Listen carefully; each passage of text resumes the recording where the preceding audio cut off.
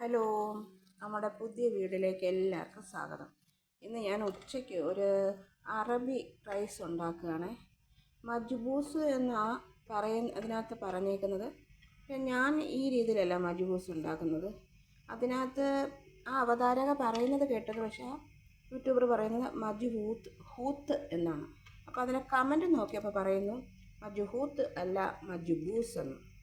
അപ്പം ഞാൻ മജ്ബൂസ് ഉണ്ടാക്കുന്ന വേറെ രീതിയാണ്. പലയിടത്തും പല രീതിയാണല്ലോ. ഇന്ന് ഇത് ഒന്ന് നോക്കാമെന്ന് വിചാരിച്ചു. നിങ്ങൾക്ക് ഇതുപോലുള്ള എന്തെങ്കിലും ഫുഡിൻ്റെ റെസിപ്പി വേണമെങ്കിൽ നിങ്ങൾ കമൻറ്റ് ചെയ്താൽ മതി, ഞാൻ തരുന്നതായിരിക്കും. ഞാനിപ്പോൾ ഈ ഫുഡിനെ പറ്റി ഒന്നും പറയാൻ വന്നതല്ല. അപ്പോൾ ഞാൻ ഇന്നിങ്ങനെ ഫുഡ് ഉണ്ടാക്കുന്നത് കൊണ്ട് നിങ്ങളെ ഒന്ന് കാണിക്കാമെന്ന് വിചാരിച്ചു, ഒന്ന് പറയാമെന്ന് വിചാരിച്ചു. നമ്മൾ വർത്തമാനം പറയാനാണല്ലോ നമ്മൾ വരുന്നത്. എല്ലാവരുമായിട്ട് ഒന്ന് സംസാരിക്കാം, എല്ലാവരുമായിട്ട് ഒന്ന് സൗഹൃദം പുലർത്താം. അതൊക്കെ ഒരു സന്തോഷമാണല്ലോ. അപ്പോൾ നമ്മുടെ പ്രധാനമന്ത്രി ഇന്ത്യയിലിപ്പോൾ ഇന്നത്തെ എല്ലാവരും വാർത്തയിലൊക്കെ കണ്ടല്ലോ. എല്ലാത്തിനും ഇതിനൊക്കെ നമുക്ക് പൈസയൊക്കെ കുറയുന്നുണ്ട്, GST കുറയുന്നുണ്ട്. അപ്പോൾ വാഹനങ്ങൾ, ഫർണിച്ചറുകൾ, മരുന്നുകൾ, അങ്ങനെ കുറേ പറയുന്നുണ്ട്. അങ്ങനെയൊക്കെ ആകുമ്പോൾ നമ്മുടെ നാട്ടിൽ ഇപ്പോൾ ഭയങ്കര ചിലവാണല്ലോ. ഒരു 100 രൂപയൊക്കെ പണ്ട് ഒരു വീട്ടിൽ എങ്ങനെ കുഞ്ഞൊരു വീടൊക്കെ കടന്നു പോയത്. ഇപ്പോൾ ഒരു വീട്ടിൽ 1000 രൂപ എടുത്താൽ നമ്മുടെ വീട് കടന്നു പോകില്ല, അത്രയ്ക്ക് സാധനത്തിന് വിലകളാണ്. അപ്പോൾ അതുകൊണ്ട് ഇങ്ങനെയൊക്കെ വന്നതുകൊണ്ട് ഒരു നല്ല കാര്യമാണ്. എല്ലാം നല്ലതായിട്ട് വരട്ടെ എന്ന് വിചാരിക്കുന്നു. പിന്നെ എല്ലാവരും ഉച്ചയ്ക്ക് ഊണൊക്കെ കഴിഞ്ഞോ? അപ്പം നിങ്ങൾ നോക്കുമ്പോൾ ഇത് ഞാൻ വൈകിട്ട് ഒക്കെ ആയിരിക്കും ചിലപ്പോൾ ഇടുന്നത്.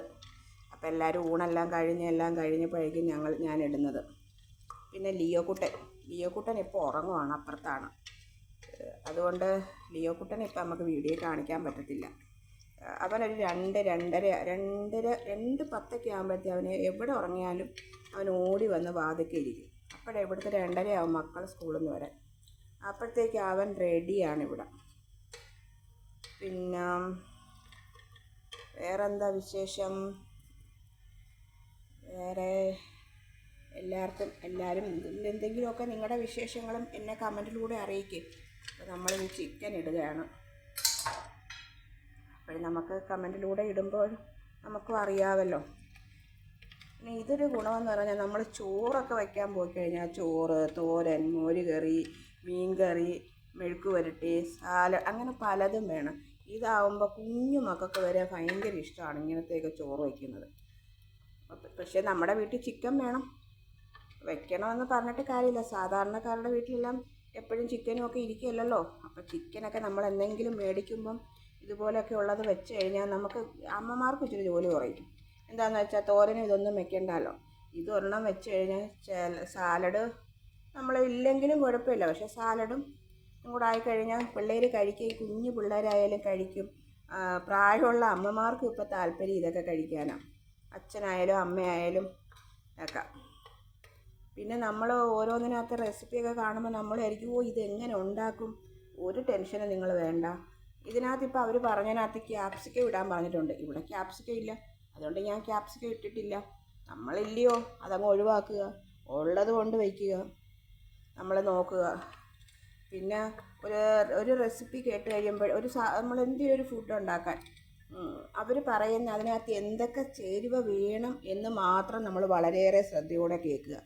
എന്നിട്ടിപ്പം ഞാൻ പറയുന്നു മുളക് പൊടി 1 സ്പൂണെന്ന് പറഞ്ഞ് ഞാനിടുന്നു. പക്ഷേ ഇവിടെ ചിലപ്പോൾ മുളക് പൊടിക്ക് എരിവ് കൂടുതലായിരിക്കും. അപ്പം നിങ്ങളുടെയൊക്കെ വീട്ടിലിരിക്കുന്ന മുളക് പൊടിക്ക് ചിലപ്പോൾ എരിവ് കുറവായിരിക്കും. അപ്പോൾ അതൊക്കെ നിങ്ങൾക്കേ അറിയൂ, അത് മുളക് പൊടി എരിവ് കൂടുതലാണോ എരിവ് കുറവാണോ. അപ്പോൾ നമ്മൾ എന്താ ചെയ്യുക? അവർ പറയുന്ന അതിൻ്റെ ചിലരങ്ങനെയല്ല. അവർ പറഞ്ഞു 1 സ്പൂണേ ഇടാവുള്ളെന്ന്, അവർ പറഞ്ഞു 1/2 സ്പൂണേ ഇടാവുള്ളെന്ന്. അങ്ങനെ പറഞ്ഞ് ചെയ്യാൻ പോകുമ്പോൾ ചിലപ്പോൾ അവരുടെ നല്ലതായിരിക്കും, നമ്മുടേത് അത്രയും എരിവ് കിട്ടത്തില്ല. അങ്ങനെയൊക്കെ വരും. അപ്പം നമ്മുടെ വീട്ടിലുള്ള ആൾക്കാരുടെ ടേസ്റ്റും രുചികളും കാര്യങ്ങളും ഒക്കെ അറിയാവുന്ന നമ്മളല്ലേ. അപ്പം നമ്മളെന്താ വേണ്ടേ? നമ്മളിപ്പോൾ ഒരു സാധനം ശരിയാക്കുന്നെന്ന് പറയുമ്പം അതിനകത്ത് എന്തൊക്കെ ഇതൊക്കെയാണ് നമ്മൾ ചെയ്യേണ്ടത് എന്നൊക്കെ നോക്കിയിട്ട് നമ്മൾ ചെയ്യണം. ഒരു 10-14 വർഷത്തിന് മുമ്പ് ഞാനിങ്ങനെയൊക്കെ TV-യിലൊക്കെ നമുക്ക് റെസിപ്പി കാണുമായിരുന്നല്ലോ. അന്നേരം നമ്മൾ വിചാരിക്കും, ദൈവമേ ഇതൊക്കെ എങ്ങനെ ഉണ്ടാക്കാനാ, എന്നെക്കൊണ്ട് പറ്റില്ല എന്ന്. പക്ഷെ സിമ്പിളാണ്. ഇപ്പം നമുക്കത് മനസ്സിലായി, നമുക്കത് ഉണ്ടാക്കാൻ പറ്റും.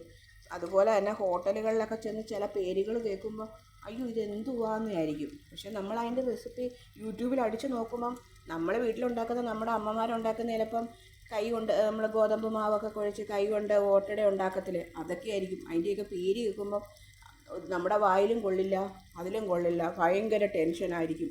അയ്യോ അത് എങ്ങനെയാ ഇങ്ങനെ ഇതാണ്. അതൊന്നും പേടിക്കേണ്ട. നമ്മൾ സാവകാശം നമ്മളത് ശ്രമിച്ചാൽ ഇപ്പം ആദ്യമായിട്ട് ഇപ്പം യൂട്യൂബിൽ ഇങ്ങനെ ഉള്ളതുകൊണ്ട് ആർക്കും പാചകം ചെയ്യാം. പണ്ടാണ് പറയുന്നത് അയ്യോ എനിക്കത് ശരിയാക്കാൻ അറിയില്ല, ഇത് ശരിയാക്കാൻ അറിയില്ല. ഒന്നും വേണ്ട. ഒരു 6 വയസ്സുള്ള 7 വയസ്സുള്ള കുഞ്ഞുങ്ങൾ തീയൊക്കെ സൂക്ഷിച്ച് ചെയ്യാൻ കഴിവുണ്ടെങ്കിൽ ആർക്ക് വേണേലും എന്ത് ഫുഡും ഉണ്ടാക്കി കഴിക്കാം. പക്ഷെ നമുക്ക് സാധനങ്ങളും വേണേ. ഇതിന് പറയുന്ന സാധനങ്ങളൊക്കെ നമ്മുടെ വീട്ടിലുണ്ടെങ്കിൽ മാത്രമേ ചെയ്യാൻ പറ്റൂ, അല്ലാണ്ട് നമുക്ക് ചെയ്യാൻ പറ്റില്ല. പിന്നെ ഞങ്ങളുടെ വീഡിയോസൊക്കെ ഇഷ്ടപ്പെടുന്നെങ്കിൽ എല്ലാവരും ലൈക്ക് ചെയ്യണം, ഷെയറൊക്കെ ചെയ്യണം. പിന്നെ അതുപോലെ ഇതുപോലുള്ള റെസിപ്പികളൊക്കെ നിങ്ങൾക്ക് ആവശ്യമാണെങ്കിൽ പറയുക, ഞാൻ ഇട്ട് തരുന്നതായിരിക്കും. നമ്മൾ ആവശ്യമുണ്ടോ ഇല്ലയോ എന്നറിയാൻ നിങ്ങളെ കഷ്ടപ്പെടുത്തുന്നത് ശരിയല്ലല്ലോ. അപ്പം നിങ്ങൾ പറഞ്ഞാൽ മതി എന്തെങ്കിലും റെസിപ്പികൾ വേണമെന്നുണ്ടെങ്കിൽ അത് ഇവിടെ ശരിയാക്കുന്നതാണെങ്കിൽ ഞാൻ ശരിയാക്കുമ്പോൾ കാണിച്ചു തരാം. ഇപ്പോൾ ഈ ഉണ്ടാക്കുന്ന തന്നെ ഈ മജ്ബൂസിൻ്റെ തന്നെ വേണമെങ്കിലും പറഞ്ഞാൽ മതി, നമ്മൾ ഇട്ട് തരുന്നതായിരിക്കും. ഇതിന് പിന്നെ നമ്മൾ മസാലയൊക്കെ പൊടിച്ച് വെച്ച് ഉണ്ടാക്കുന്നതല്ല, നമ്മൾ അന്നേരം വറുത്ത് പൊടിക്കണം. വറുത്ത് പൊടിച്ചാണ് നമ്മൾ എടുക്കുന്നത്. അപ്പം ഞാനിവിടെ മസാല പൊടിച്ച് വെച്ചിട്ടുണ്ട്, അത് നമുക്ക് ഇത്തിരി ചേർത്ത് കൊടുക്കാം. ഇതുണ്ടോ, ഇതിന് വേറൊരു മസാലയാണ്, അത് നമ്മൾ പൊടിച്ച് വയ്ക്കുമ്പോൾ അതിൻ്റെ മണം അങ്ങ് പോകും. അതുകൊണ്ട് നമ്മൾ അല്ലാണ്ട് ഒന്ന് പൊടിച്ച് വെച്ചിട്ട് ചേർക്കുന്നതാണ്.